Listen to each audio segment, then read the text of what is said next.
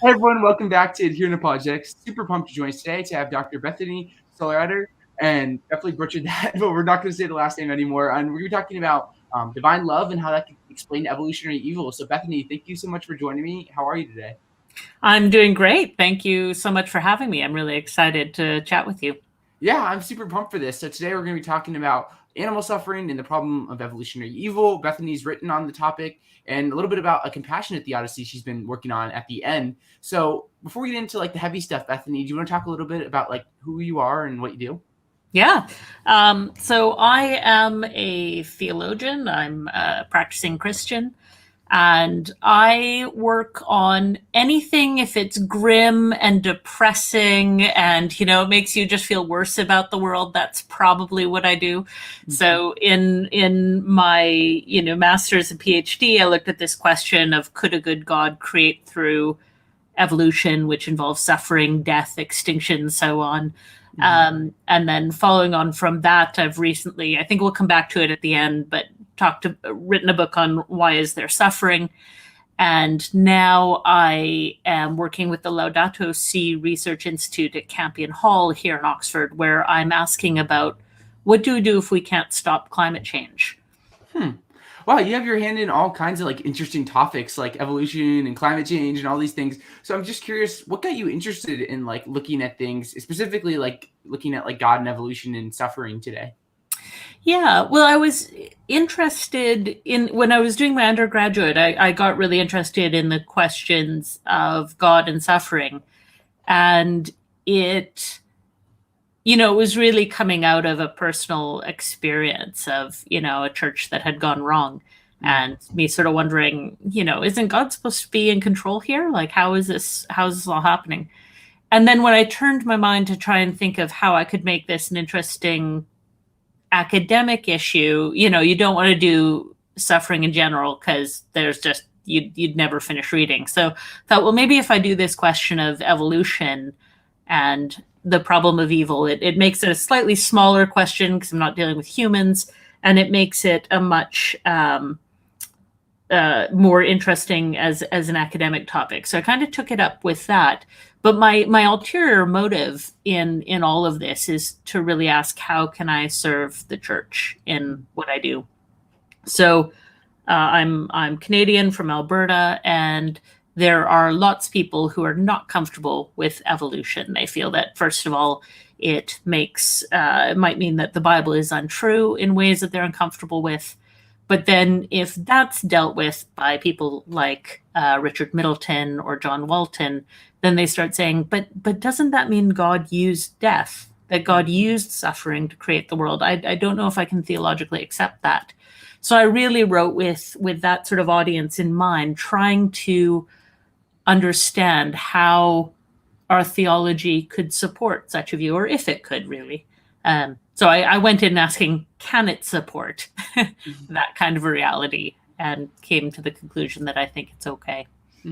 Yeah, it's definitely like so interesting to think about. And one of the things that like gets brought up a lot when we're talking about like God and evolution and like animal suffering and like people like young earth creationists or like even like people will have this question of like, well, doesn't the fall explain like all like animal suffering? Because this is something for me growing up, I always just like intuitively assumed. I was like, oh yeah, it's the fall. That's why we have animal suffering. But then when you look at like modern science and we see just massive amounts of languishing of animals throughout the fossil record. So it seems like the fall may not be able to do that scientifically. Like, how would you generally respond to like people who think that like the fall could give a complete explanation of like the problem of animal suffering?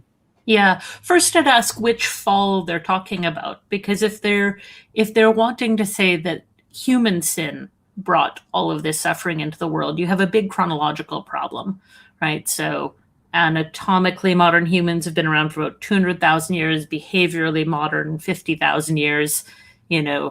But we see animal suffering for hundreds of millions of years in the fossil record, and so how did very, very recent sin cause all of this destruction for people or for animals back then becomes a real problem. And you have some people like William Dembski who are going to say, God retroactively applied the effects of the human fall to the animal world. But it's not a very elegant solution, I think. I think that it raises a lot of questions about the goodness and justice of God in that case. The other option that people often look to is the question of a satanic fall. That, okay, humans weren't around from the beginning, but Satan and the fallen angels were, and they could have disrupted the evolutionary process. So C.S. Lewis famously argues this, and some of my colleagues here, like Michael Lloyd, or some American scholars like Gregory Boyd, argue that. And on the surface, it sounds pretty good, right? God made a good world. It was messed up by Satan, and that's why there's so much violence and pain in the natural world. I think that there are still a few problems with it. First, scripturally, God creates the world with animals and with all humans and is still saying it's good. So if it had been messed up since the very beginning through all the eons of development, you think God might have mentioned it in chapter 1. Yeah. And, throughout things like the narratives in Job where God speaks, God's pointing to all the most difficult, problematic, dangerous parts of creation with sort of special pride. Like, have you seen what I've done here? Isn't it amazing? Mm-hmm. So there doesn't seem to be a strong biblical foundation for saying, the whole world is deeply intertwined with Satan's corrupting actions. But scientifically, it gets even more difficult, because what we see in evolution is that the very skills and abilities and values that we hold are intimately tied in to the suffering and the pain and the death. So that would mean if Satan caused the suffering, the pain, and the death, then Satan is also responsible for all the goods, for the strength, the swiftness, for, our intelligence. All of those things are a direct result of competition and elimination and extinction and so on. So you end up really passing the whole of creation over to Satan if you do that. The other thing that science brings is it helps us see that suffering, even death, can actually be very difficult, but very good gifts. So I used to think, a life without pain would be really, really great. Like, wouldn't that be awesome? If I didn't feel pain, I'd be Superwoman. But when I went to China earlier in my undergraduate days, we went to a leprosy colony where people had been cured of the ongoing bacterial infection of leprosy, but still were dealing with sort of the after effects of the disease. And what the infection does is it kills your pain nerves. So you can no longer feel things. And that's all it does. It doesn't actually devour skin or anything like that. It simply kills the pain nerves. And then people, not being able to feel pain, slowly destroy their own bodies. So they will burn themselves and not know. They might break their bones in their foot and keep walking on them. Because they don't feel pain, they can't protect themselves. And so one of the things that's interesting is if Jesus was curing people who had Hansen's disease, what used to be called leprosy, it's a bit ambiguous because that word was used for all sorts of skin diseases. But if any of them had Hansen's disease, Jesus's healing was giving them back their ability to feel pain. It wasn't taking pain away. And so I think it's more consistent to see suffering as part of the good and difficult gift that God gives in life. And that, it's the same with love. It's the same with family. It's the same with so many things. And you lose that richness if you're just saying it's all due to the fall. That's super helpful. And I think about I read John Schneider's book on animal suffering, and he talks about like the fall, like not being like a like adequate like theodicy in terms of like giving like a complete comprehension, and like there's a lot of good stuff here on this topic. So I guess what I'm wondering next is like the question of like why would God use evolution in the first place? So we think about this idea of having like an all-powerful, perfect God who can really do anything if in fit with his character. He could like do different ways of creating, like maybe special creation or something like this. But I mean, it seems like if God, like why would God use a process like evolution in the first place? Because we've talked about how evolution can enroll in obviously like good things like life and growth and things, but also like suffering and death and all these terrible things. So I believe this like very broad question to you. Like, why would God use a process like evolution in the first place? Yeah, it's a great question. And of course, I don't have a full answer to it. But if I were to guess, I would sort of say two things. You know, there's that question of why wouldn't God just create heaven first?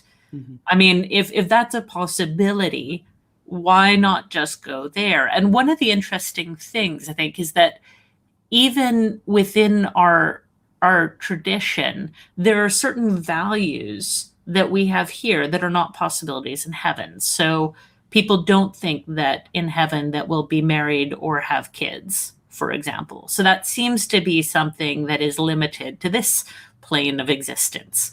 And so I think that there are goods here that God wanted, and just creating heaven with sort of, you know, in individuals that hadn't been through any process seems to be undesirable. But I think in terms of evolution on this earth, I think it's one of the only ways that creation could really have the freedom to make itself. You know, anything else would involve God's constant stepping in, God's constant intervention, rather than what I think is the case, which is God's constant being with. So I don't want to get into a sort of a deist view where God's absent, you know, the clockmaker who sort of sets things up and lets things go. But there's an aspect of, just as a parent has to let their children take their own course in life and not control everything, I think evolution, in a sense, exemplifies that sort of loving freedom given to the other to be what it is without God directing it and without God forcing it down certain lines. And so in that process, it both reflects the freedom of God, but I don't think every outcome is exactly as God wanted it. So when somebody says, you know, do you think God designed a parasite to, you know, eat the eyes of lambs? I'm going, no, I don't think God designed that.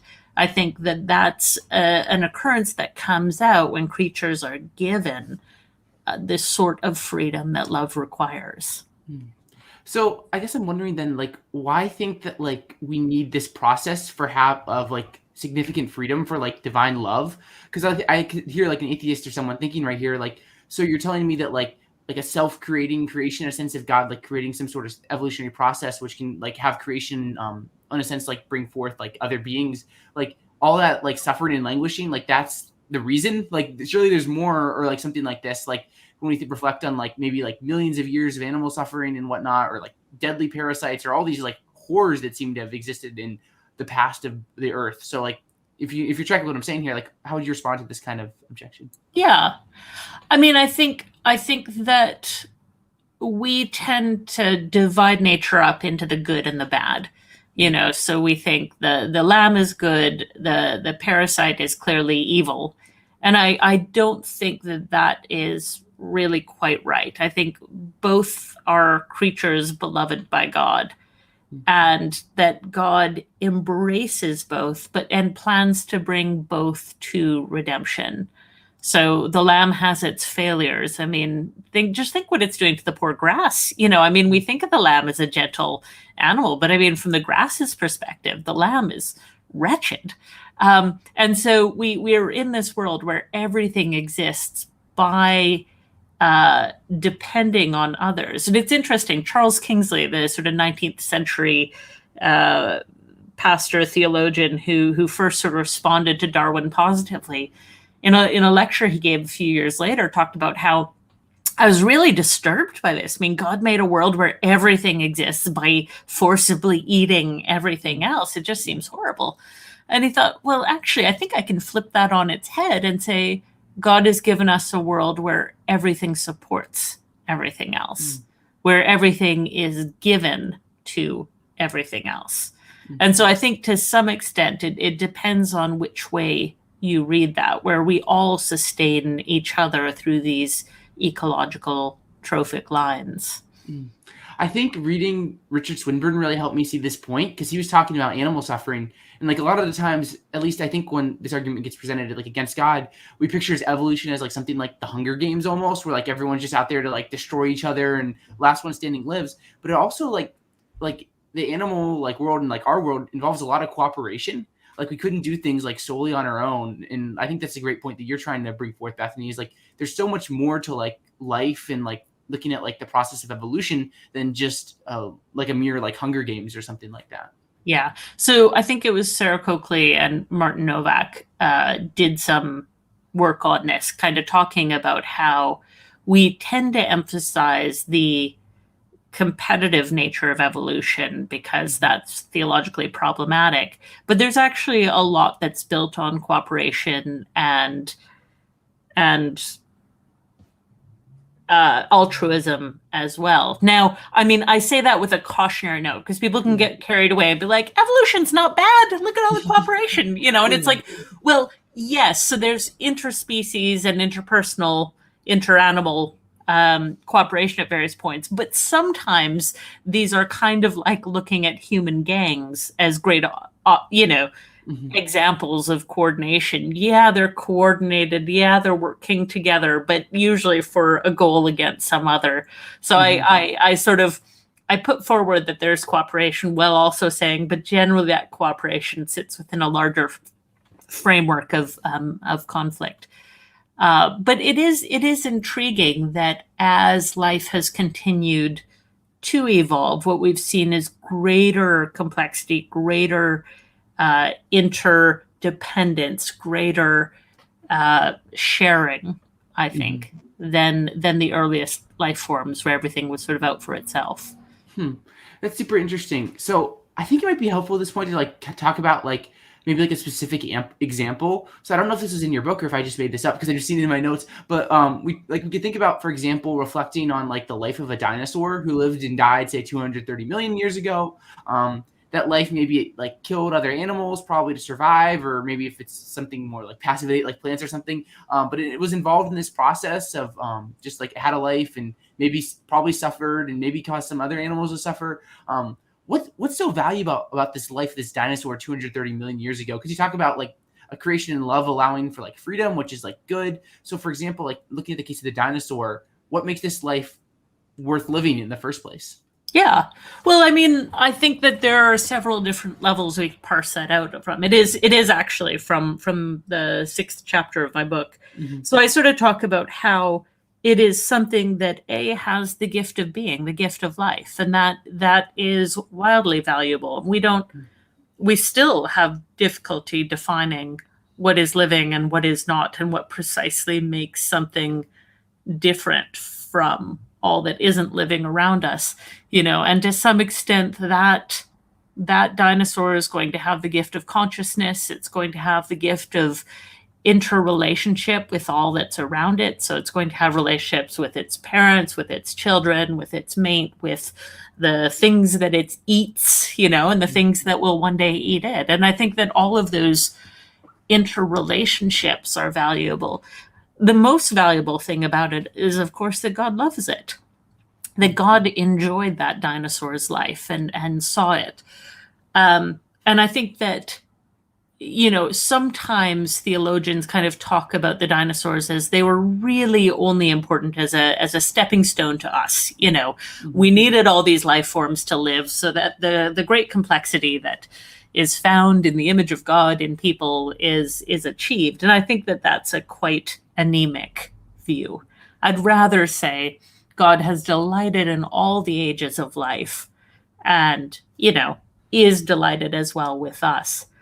I think there might be one more way that I could talk about the life of that dinosaur having worth. And this is probably stretching the boundaries of theological credibility, but I will try it. Mm-hmm. And it's the idea that creatures afterwards who benefited from its life and death, the value of their lives gets attributed back to that dinosaur. So I was reflecting on how Hebrews, I think it's 10, 11, and 12, talk about how, the legacy of someone like Abraham is enhanced by the legacy of Christ.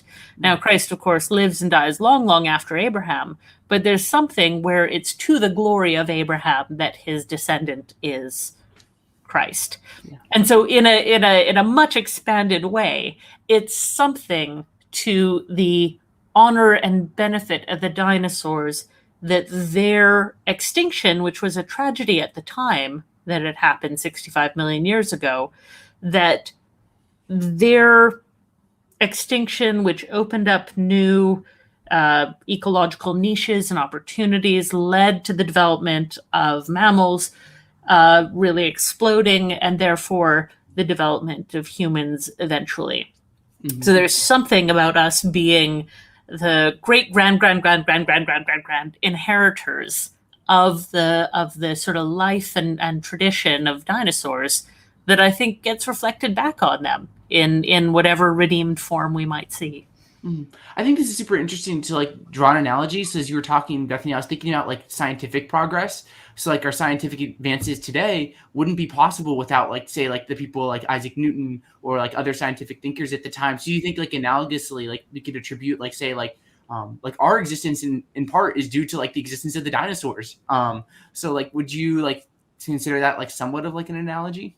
Yeah, absolutely. I think the only thing is that we are not direct descendants of the dinosaurs. Okay. Right. So I was wondering because my evolutionary biology knowledge is none. So I wasn't sure. So yeah, dinosaurs, their still existent descendants are actually birds. Mm-hmm. So at the time dinosaurs were alive, you had a parallel stream of mammals who were very, very small creatures, kind of like a shrew running around, and so their life and death it's not an exact descendant in that way, but I think that, without their dying, it's unlikely, without the dinosaurs' extinction, it's unlikely that mammals would have had as much freedom to develop as they did, or it would have taken a lot longer.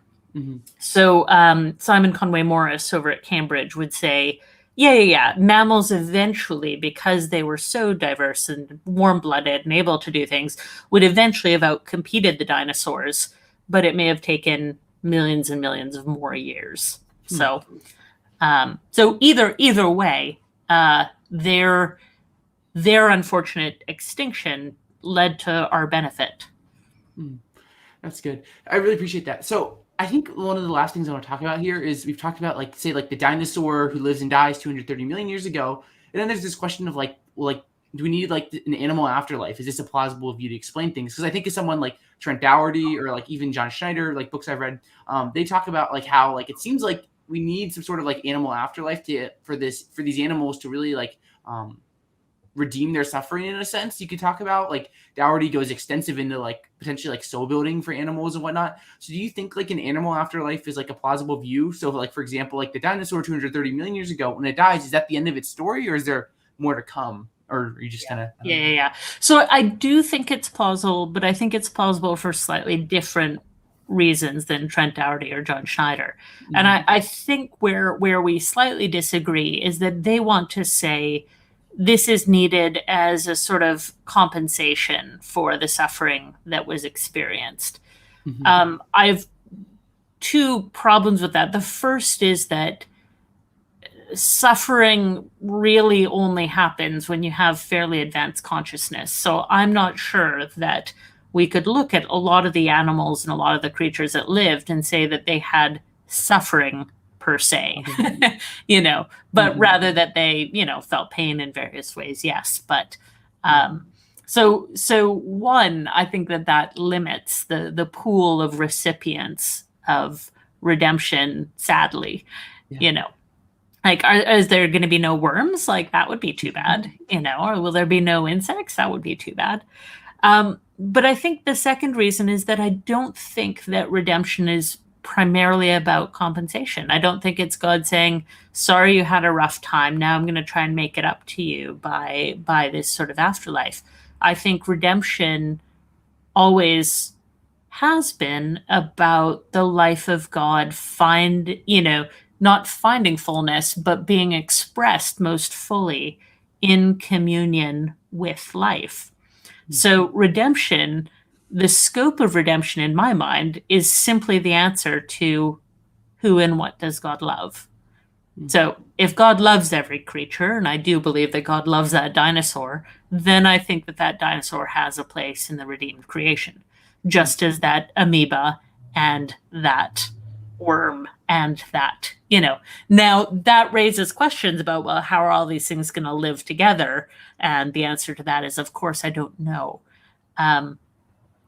But I think that there are ways to work things out. I don't know if you want to get into the weeds there, but yeah, I mean, we have a little bit of time. So something I was thinking about as you were talking, Bethany, is so we talked about like potentially like this dinosaur, maybe partaking in the eschaton or whatnot. So we have this question that I've been thinking of, like, so do you think like, so someone like Dougherty or Schneider, they're going to say that like God, in a sense, for the benefit of the creature, like he has, maybe, I don't know if they call it an obligation, but he would, in a sense, like have to or would like resurrect like every like creature or like creatures that can like experience suffering to like justify, in a sense, their suffering. Do you think that God has to do that, like to like redeem their suffering? Or is it potentially like, you can think about like Rose Fawn or the dinosaur we've been talking about, like does God have to like bring them into like another like life or whatnot?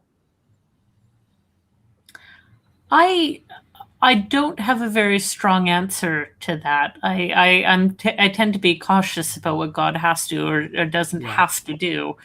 And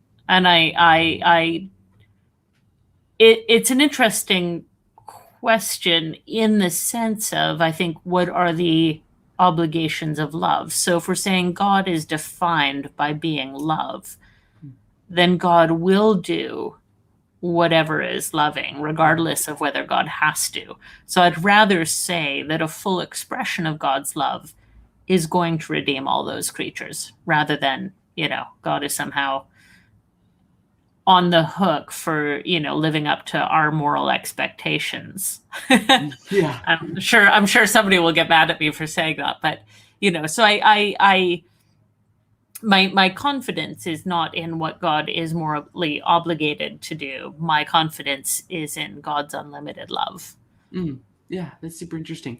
So I'd love to transition here a little bit to talk about your new book that came out. We've been talking about like God, evolution, and animal suffering, which came out a few years ago. But you have a new book that came out just like a few weeks ago, I believe, called Why Is There Suffering? Pick Your Own Theological Expedition. So this develops what you call like a compassionate theodicy. So could you talk a little bit about like what this is and what this theodicy is? Because this is super interesting to me. Yeah, thanks. So I did my PhD on Theodicy and realized I really didn't enjoy the process of reading a lot of the books that were out there because they were couched in abstract philosophical terms. They were argued through analytic logic. They used way too many big words that seemed largely unnecessary. And they were also really, really violent. So every author seemed to be saying, in order for my readers to understand that I really understand the shape of the world, I'm going to trot out a bunch of stories of horrific suffering. And I just found it so traumatizing to read those stories that I could hardly face looking, trying to think about the analytical arguments that then followed. And actually, I found out later from sort of looking at trauma literature that that's exactly right. That if your emotional brain is feeling under attack, under strain, that the analytical side of your brain just kind of shuts off because, and so I really felt it a very difficult experience trying to read through these things. And insofar as I got better at reading horrific stories from concentration camps and then to coolly analyze them, I felt like that was something wrong was happening, that I was losing something that was importantly and legitimately human. And so at the same time, having read through all that stuff, I actually did find it useful. It helped me answer some of the questions I had about sort of my existential angst and the different things that were going on for me. So what I wanted to do was write a theodicy book that invited other people into that journey of discovery without predetermining their end, without trying to argue them into a particular position. I was trying to lay out the landscape of theodicy so that lay people could do some of that exploration that I'd been able to do, but would be able to do it without doing 3 years of, doctoral work in order to get through it. So that's how this came about. And in trying to figure out how to lay out that landscape, I thought, what's really important is that the reader have a lot of agency. So when I was doing my doctoral work, I could pick up whichever book I wanted and read it and get an idea of what it was arguing, etc. And I really appreciated that sort of freedom. And I wanted to give that and that sort of dialogic sense to my reader. So I've actually used the sort of form of a choose your own adventure type book where you read a couple pages, you make a decision, and then you flip to the next part of the story of your theological argument. So you can see how making one theological argument leads on to other theological results and how that might then commit you to different sorts of argumentation and different positions. So I'll just show you a quick, this is what the whole book looks like in its entirety. So those are all the different positions you can go through. You start over here. And the first question is, I don't know if that'll make any sense to you, is the question, what is God like? Is God loving and powerful? Does God exist but not love us? Or does God not exist? And so in a sense, I'm echoing that sort of trilemma of standard theodicy. God is good, God is powerful, or God, evil exists, So I'm sort of echoing that, and then you can follow on through there. And then just to make it a bit more fun, I had this idea that in order to make it really playful and really show that I'm trying to do something different, I wanted to immerse it in a landscape. So it would feel a little bit Pilgrim's Progress-y. And I was so grateful to my editors at Zondervan for going along with this. And so what we've actually done is there's a whole landscape that you're working your way through. So you can go up to the mountains of mystery, or you can go to the high moors of atheism. Here's the eternal city, and that's Lewis's gray town from the Great Divorce. So you've got, these are islands of sort of different types of divine action. And so you get to sort of feel like you're on this quest as you go along exploring the options. So what I was trying to really do was, one, give people a lot of freedom about how to explore, but also to not be engaging that really highly emotional, charged sense.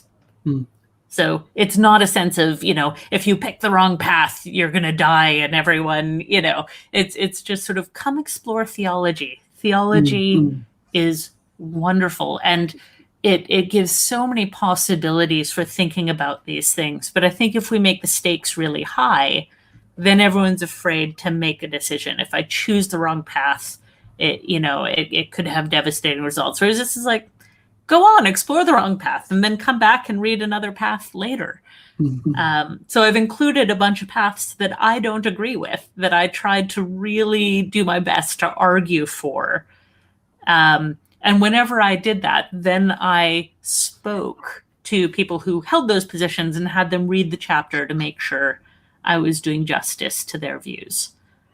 That's actually really cool. I love the idea of this book of having just like overviewing the different views and looking at like all the options we have as a theist. Because I was thinking about like when I was reading Schneider's book, which really good book, but he talks about like the first few chapters. He just makes evolution sound really bleak, which I mean is a purpose of his book. Talking about like cosmic micro monsters and stuff. And he's like, well, here's all these options that don't work, and then here's like what I think does work in the last couple of chapters. And it's like kind of what you're talking about, where it's a valuable piece, but it's a very different kind of approach than what you have, Bethany, which is super cool with the idea of like choosing your own adventure. And I love the Pilgrim's Progress, that kind of like partaking in the adventure thing. So I love what you're doing. So it sounds super amazing.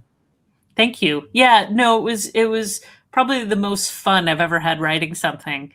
And you know what? I just thought, why can't I trust my reader? Mm-hmm. Why can't I trust my reader to make good theological decisions? And so my point is not, most theodicies try and convince their reader of one position, as in fact I do in my God, Evolution, Animal Suffering. For this one, I tried my hardest to argue well for all the positions, and I want people to bring their own life experience to bear. So that's the other thing. I don't have any grim stories, because I figure if anybody picks up a book called Why Is There Suffering, they probably have grim stories of their own. And that's really the question that most people want answered. When you get right down to it, they want to know, why did I and my loved ones suffer? And so I let them bring their own story to the table and ask, do any of these paths make sense of what I've been through? I think that's super beautiful to have people choose their like own stories and think about it, because we're so ingrained in like our experiences, which is a good thing. Like each person is different, and we've had different experiences, and we value different things. And I think it's super valuable that what you're doing of like allowing people to explore these different things. Because I think if we aren't like acknowledging like our presuppositions or like what we believe, like Christian, atheist, agnostic, Muslim, Jew, like we all have these like different experiences that ingrain us. And we have to like really come to like appreciate them and like use them as part of like our fuel for like going through our journey. And I appreciate you really striving to just help people seek for truth, because I think it's such a beautiful thing. And it's one of my goals with my channel is I don't want to be like, hey, like this is right and you have to believe this or you're irrational. Like it's really just about like exploring different ideas and just pursuing truth for the beauty of truth. Yeah.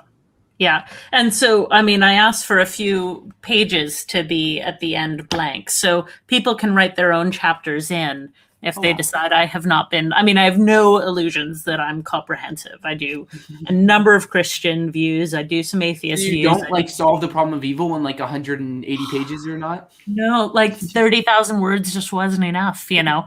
Yeah, no. So I really want people to engage and to feel free to edit and to add, because there's so much more, and to take a part in their theological adventure rather than just saying, I just believe what I'm taught.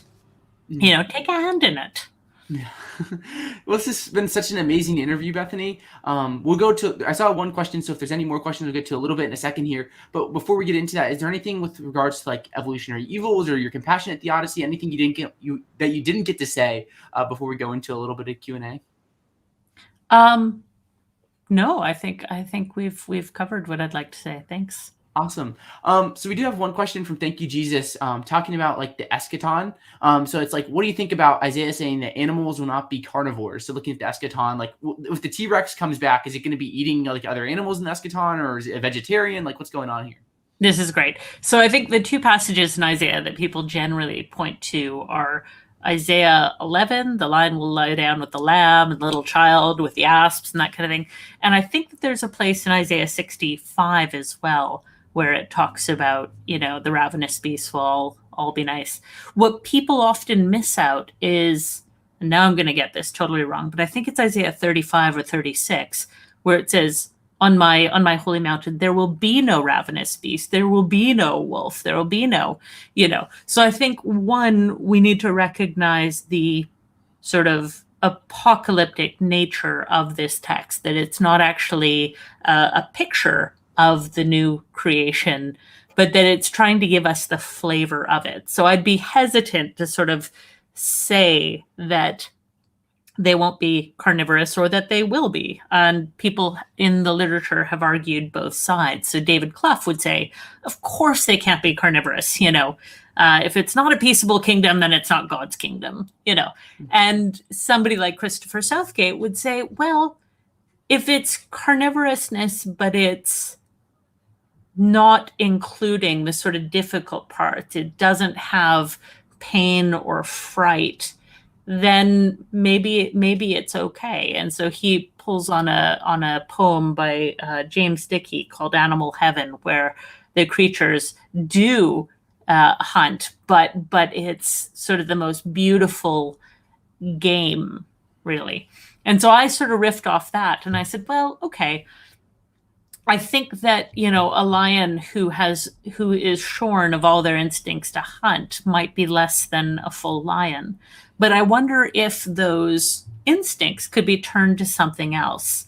So if I am, most humans have all humans have a long history of hunting somewhere in their lineage. That is how humans existed for a long time. But nowadays, not many of us hunt. I mean, I'm from a hunting family in Alberta, but I acknowledge that this is possibly more rare in today's world. But most humans take those instincts and take those strengths and skills and put them towards sport. So I sort of think maybe there's some analogy there to sort of sport being the way that those instincts get preserved, but it doesn't result in bloodshed. That's super interesting. I have one more question for you. Are you familiar with the idea of teleological evils? I'm not sure what you mean precisely. Okay.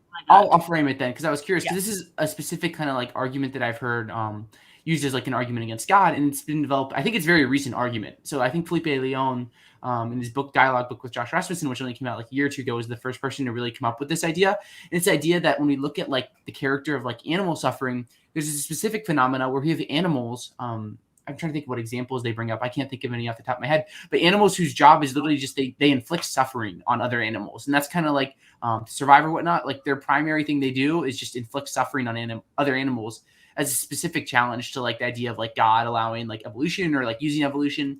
So I was just curious, with this very broad sketch I give you, how you would respond specifically to that kind of argument. Yeah. I mean, I think that's only a problem if you think God specifically designed them to be that way. Mm-hmm. Right? I don't think that. I don't think that God directed evolution to result in particular body types or survival methods. So I think that God gave the process freedom and that those things emerged. Now, you could say God took too much of a risk for that God shouldn't have given such freedom, and so you end up into what's known as the argument from neglect, which somebody like Wesley Wildman would say, well, a parent who gives their child absolute freedom to run across the road is not really being loving. They're being neglectful. And I think that in response to that kind of an argument, I'd probably say something along the lines of God's relationship to the world is not that of parent to child, where there are specific individual responsibilities. So, but I also think that it doesn't take redemption into account as part of that story. So God has created a world where every creature capable of suffering will suffer to some extent. God has created a world where every creature that has life will die. So kind of saying, well, this seems like a particularly horrific instance. If God's to be trusted at all, I think God can be trusted for all of it. And I would also get into something like a co-suffering argument, that God isn't standing above and beyond and outside the suffering, Lord Farquaad sending the knights off to rescue Princess Fiona, saying, some of you may die, but it is a risk I'm willing to take. No. God is intimately experiencing the suffering in the world with us. And so it's not a risk that God hasn't taken as well. Well, that's all the questions we have. So Bethany, thank you so much for coming on today. It's been such a pleasure to talk with you, and there's just so much fun stuff to think about and important things to think about. And I'm so grateful for your work and your time today. So thank you so much. Thank you. And thank you to everyone who tuned in today, to Thank You Jesus and Shannon Q and Warrior Women and everyone else. We're so grateful for you and your time. If you're new to the channel, we always encourage you to subscribe, leave a like, all that fun stuff. You can check out Bethany and her new book. There's a link down below. And if you value our content, consider becoming a member or patron. You can just click the join button on YouTube or become a patron for as little as $1 a month. Your support means a lot. But yeah, one last time, Bethany, thank you so much. So grateful for this conversation. Thank you. And thank you, everyone. Have a good one, and God bless.